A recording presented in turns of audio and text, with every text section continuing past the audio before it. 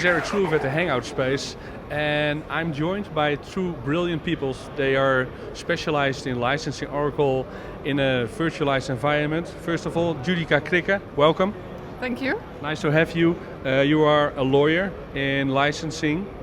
Yeah, that's correct. That's your specialty. So you are involved with companies who have struggles with licensing their products. And can you tell me something about your day-to-day business? Yeah, well, I'm an ICT partner in a law firm called Stibbe. And what I do is I do license audits, for instance. Audits that I help clients to get through an audit and to have arguments with the supplier if necessary to make sure that they are not over-licensed and they buy the licenses they need and not more than that. Apart from that, I also do other sorts of ICT work like outsourcing, ICT in transactions. That's my day-to-day business. Okay, great, many thanks. Next to me, Daniel Hesseling. Daniel, you are an independent consultant. You are running licenseconsulting.eu. Yeah. What's your daily business? Well, I think 80 or 90% of our time we spend on Oracle licensing, so we do a lot with that.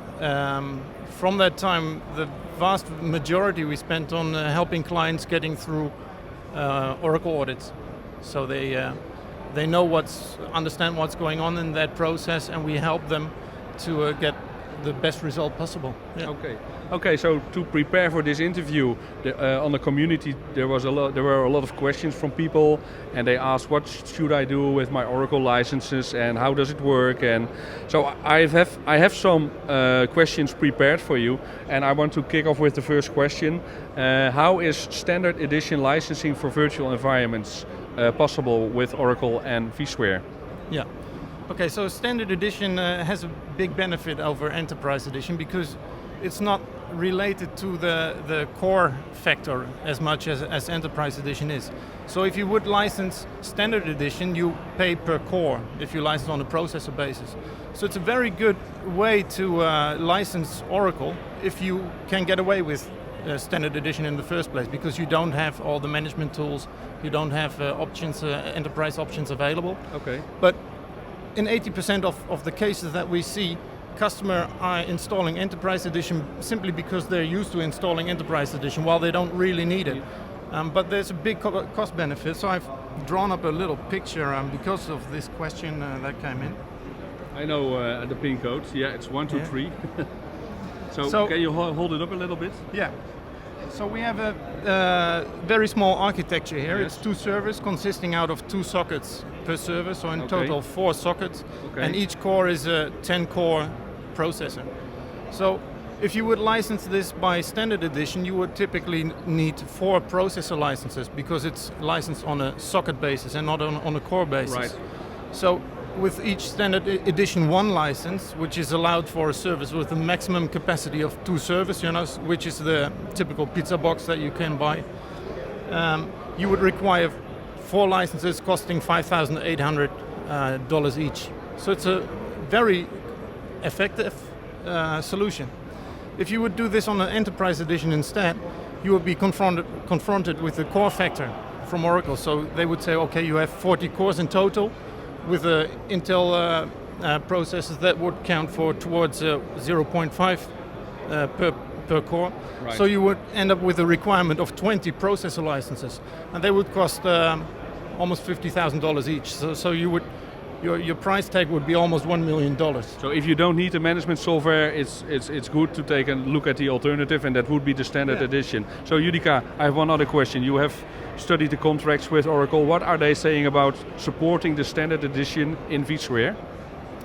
Well, that's a question you have to ask to Daniel. Oracle is saying that you should be able to replicate the problem on a physical box. Okay. That's it, but in general there are no problems with running software on a virtualized environment. Right.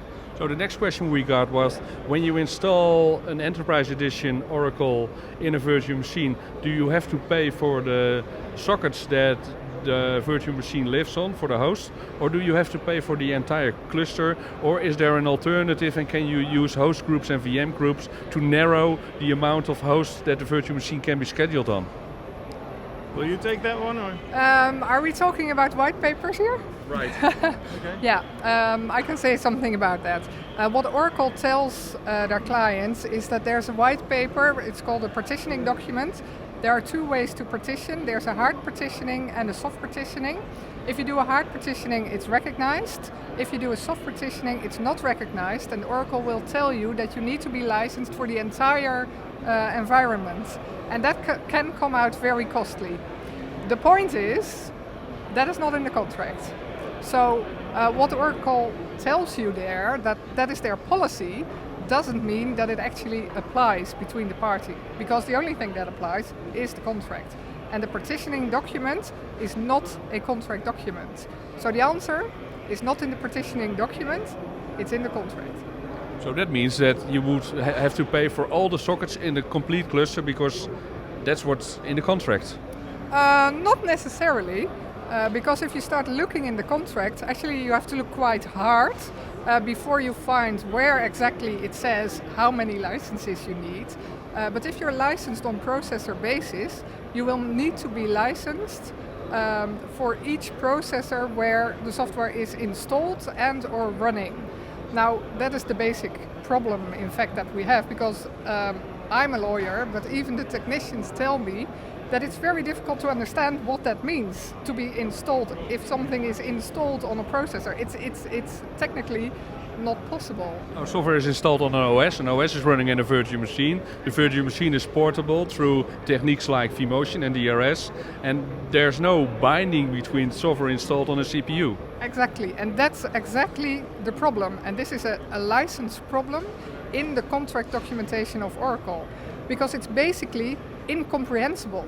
And that is all we have, because that is the only license rule that applies. And as it is incomprehensible, what do? You start interpreting, and you will have to have a discussion about it. But the way that Oracle interprets this in their partitioning document, that's just some way to interpret, and it's not the only way. Yeah. So Oracle is when you are eventually running Oracle in a virtual machine, and you want to keep track which CPUs were used, you have to maintain log files. Which log files do you have to maintain? Yeah, there's no answer to that question. There's nothing in the contracts that says you have to log or when or whatever. So the only thing you can do is either talk to Oracle and make an agreement about it, or to just do something that is reasonable. It has to be doable, it has to be sensible. I mean, if you start doing it by the hour, you will end up with enormous amounts of data, and it doesn't make sense. So you have to find a system that works. But in your experience, did you help your clients with specific cases where they say, well, we have the vCenter logs, and there was a formal dispute?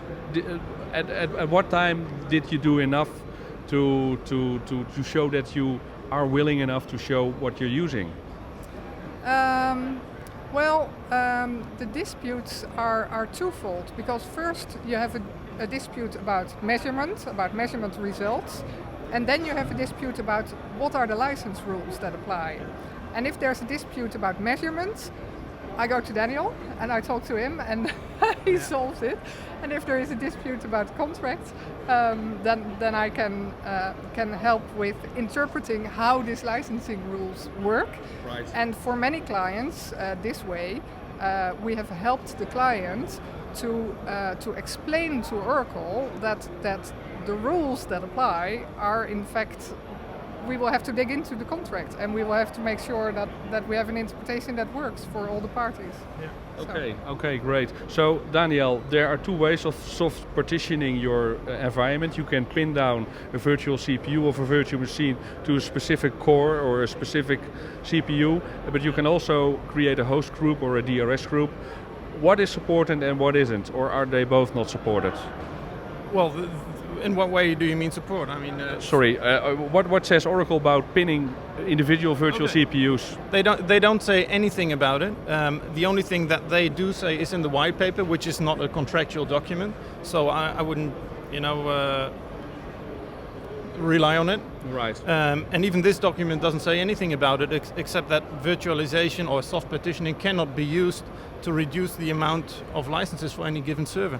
Now, that doesn't make any sense, because if you would have a cluster of 20 blades, for example, and you have one Oracle virtual machine running on it, it's impossible to run it on all these servers at the same time. And this is what Oracle would want you to do. License all of these servers while it's even physically impossible to run it on those. So it doesn't make any sense. It's not a grid technology. No.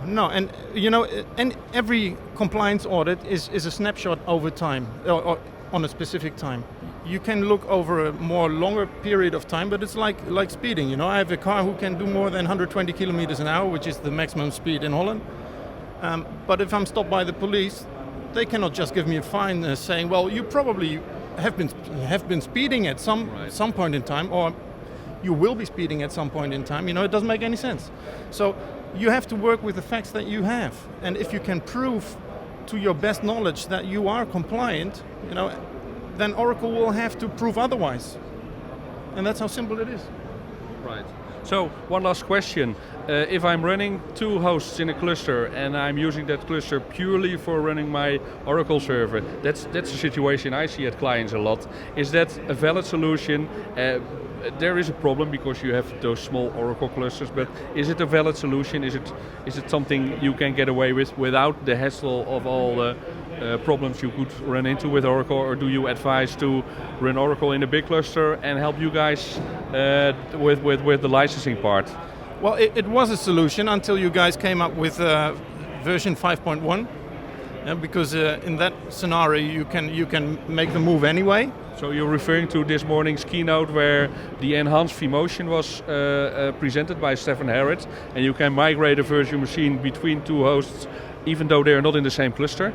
Exactly. I mean, this is creating a big problem for Oracle, to the point where they either have to say to clients, okay, you have to license your entire server farm regardless of what it is doing, which is just getting more and more ridiculous, So I think they will have to do something about this. But I think that for 10 years already, so who am I?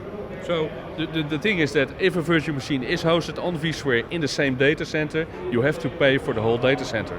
Yes, this is what they're saying, but like Utica explained, it's you have to pay for the processes where the software is installed and are running. And if you can prove that you haven't been speeding, then it's up to Oracle to prove that you have been speeding. And you should. This is how simple you should engage in this discussion. I mean, if you go down to the basics, it's really simple. Okay, Utica, do you have one last advice to our viewers? They should look in their contracts. Okay, and they should hire you to help them out? Well, that helps sometimes. Okay, Utica, many thanks. You're welcome. Many thanks, Daniel, for having me, and good luck with your session later on. Thank you very much.